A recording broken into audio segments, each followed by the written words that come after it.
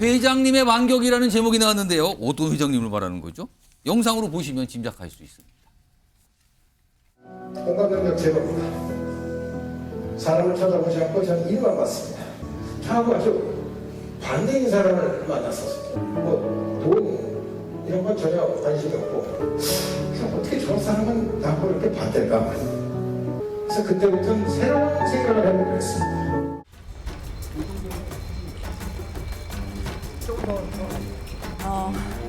오랜 30여 년간의 결혼 생활이 이렇게 막을 내리게 된 거에 대해서 참담하다고 말씀드렸고요.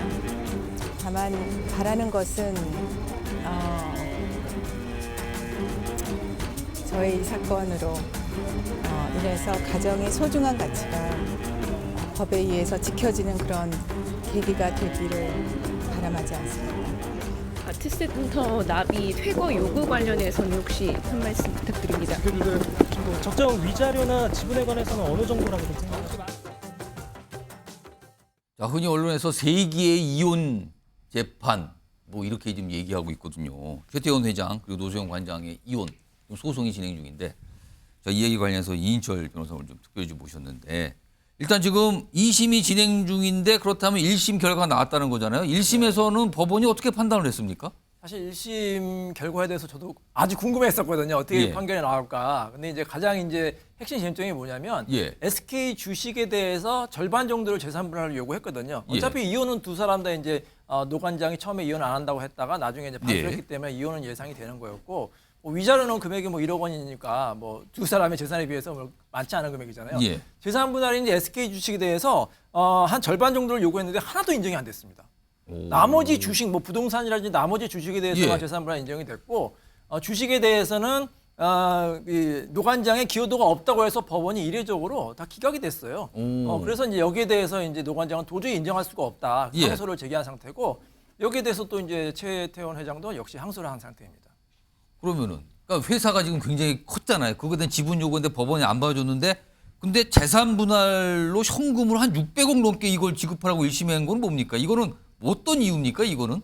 근데 600억은 굉장히 큰 금액이잖아요. 예. 근데 재벌의 사건에서는 그렇게 큰 금액이 아닌 게 뭐냐면 예. 전체 재산의 1.2%밖에 안 되는 거예요. 600억이요? 네. 어. 전체 재산이니까 세계의 재판 많네요. 수조 원이니까. 그러니까 이런 표현에 대해서 노 원장이 참담하다, 수치스럽다. 예. 보통 이제 가정주부였잖아요. 가정주부의 이제 요즘의 트렌드가 뭐 30에서 많으면 50%까지 인정이 되거든요. 예. 그리고 중소기업 운영해도 거기에 절반 정도 나옵니다. 이거 일반적인 케이스예요. 아, 지분 같은 걸 그렇게 나눠주니까. 뭐 50% 아니면 뭐 30, 적어도 30% 나눠주는데 예. 이 사건은 1.2%니까 굉장히 어떻게 보면 수치스럽다. 아. 그렇게 이제 표현할 정도로 굉장히 이례적인 재판이고 그래서 이 재판은 결국엔 대법원까지 가서 대법원에서 결국 판결 내려줘야 돼요. 오. 왜냐하면 다른 사건과 좀 다른 결과가 나왔거든요. 예. 그럼 뭔가 이제 논리적인 설명이 있어야 되는 거니까 대법원에서 최종적으로 좀 정리할 필요가 있는 사건이다 이런 생각이 듭니다. 정혁신 변호사, 사실은 기업 지분을 요구했을 때 이게 SK 이 그룹 전체에 막 들썩들썩 했잖아요. 이게 어떻게 되는 거야? 이게 뭐가 지분 구조가 바뀌는 거 얘기가 나오는데 그렇지는 않았네요, 지금요.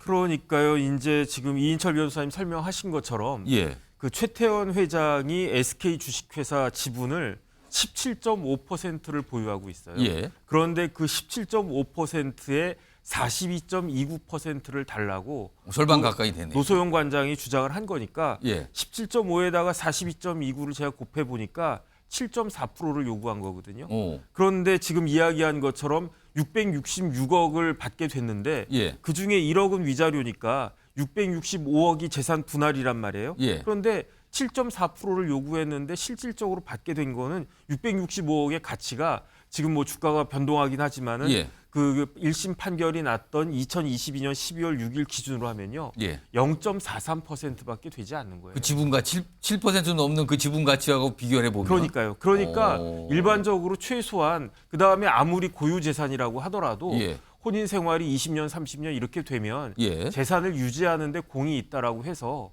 법원이 최소한 한 30% 정도는 인정을 해주고 예. 거기에다가 그 부인이 예. 경제활동까지 하고 그러면 50%까지도 인정되는 경우가 있는데 예. 이거는 누가 봐도 조금 이상한 그러한 결정이 나온 거 아니냐. 더군다나 더 중요한 건 뭐냐면은 이게 재산 분할이긴 하지만 사실은 판사들이 법원에서 뭘 보냐면 누가 유책 배우자인가. 아, 그런데 최태원 회장이 2015년에 혼외자 인정을 했거든요. 예. 혼외자가 있다라고 하는 것보다 더 명백한 증거가 어디 있겠습니까? 음. 그다음에 이제 2017년 7월에 먼저 이혼 조정 신청을 했는데 노소영 관장이 받아들이질 않았었어요. 예, 예. 근데 그러다가 아예 안 되겠다 해가지고 한 2년 정도 지난 뒤인 2019년 12월에 반소를 제기하니까 서로 이혼하겠다라고 하니까 이혼의 의사는 합치가 된 거고 예. 재산 분할만 남았던 건데 그런데 어쨌든 작년에 그렇게 뭐 좀 그 일반적인 케이스와는 예. 다른 그러한 그 판결이 나왔기 때문에 그러니까 노소영 관장 입장에서는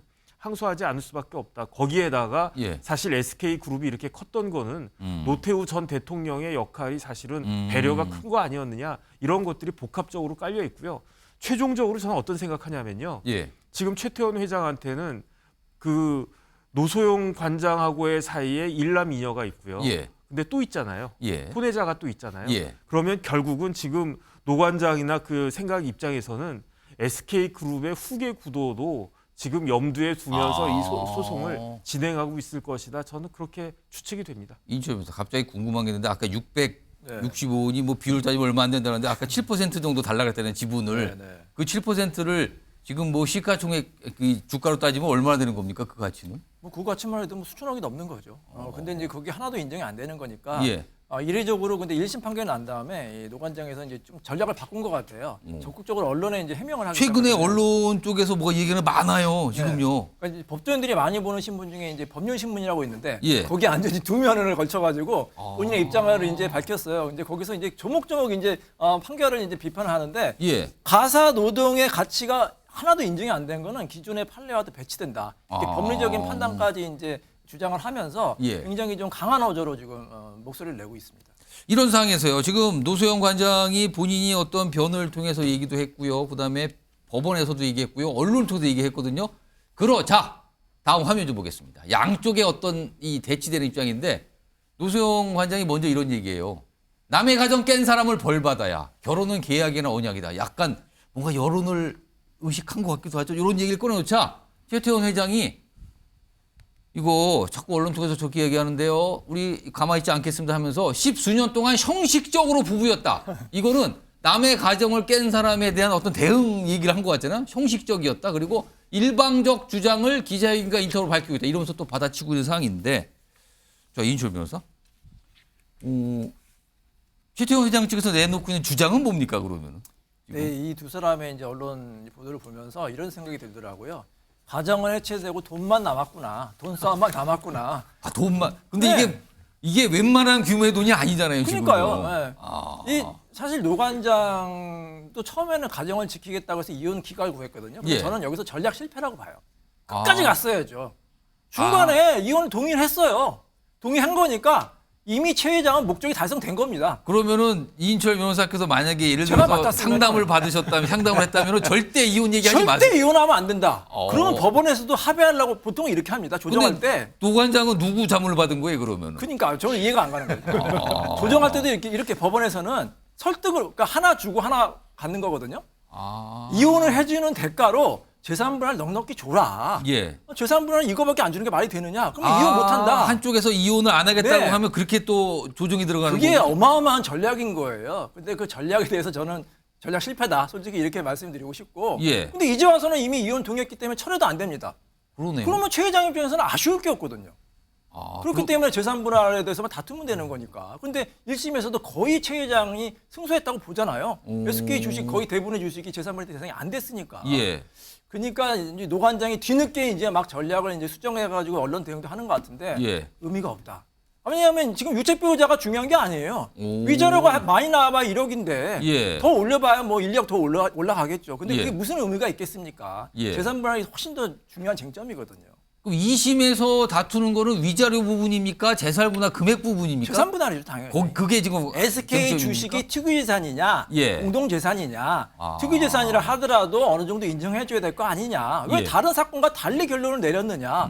그거에 대해서 집중적으로 법리를 파고 들어가야 되죠. 노 관장 입장에서. 뭐 괜히 지금 엄하게 뭐 가정을 깨고 뭐 이건 아무 의미가 없는 지금 목소리입니다. 왜냐하면 그래봐야 위자료 1, 2억 늘어나는 게 그 무슨 의미가 있겠습니까? 어차피 이혼은 되는 거고요. 지금 노 관장 쪽에서는 2심을 하면서 변호인을 바꿨다면서요? 우라통이 터지니까 바뀌었겠죠. 아, 1심에 대한 불만. 예, 1심이 뭐 거의 다 패소니까 당연히 오. 바꾸지 않았겠습니까. 근데 바꿔도 제가 보기에는 이미 좀 늦은 것 같다. 그런 생각이 듭니다. 이인철 변호사 말씀은 이혼 그 처음부터 그거를 끝까지 얘기를 했으면 안 밀어붙였어야죠. 했어야 된다 이 얘기였네요 지금요.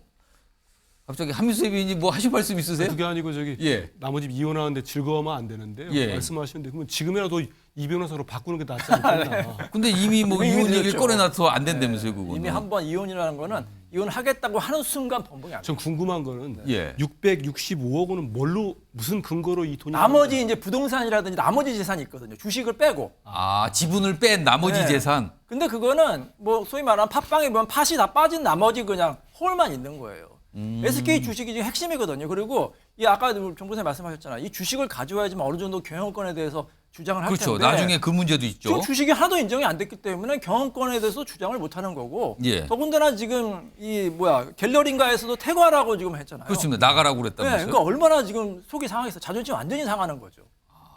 근데 예. 제가 좀 아쉬운 건 뭐냐면 어쨌든 30년간 살았던 부부 아닙니까? 예. 서로에 대한 최소한의 예의라든지 배려가 남아 있어야 되는데 예. 그게 아무것도 안 보여요.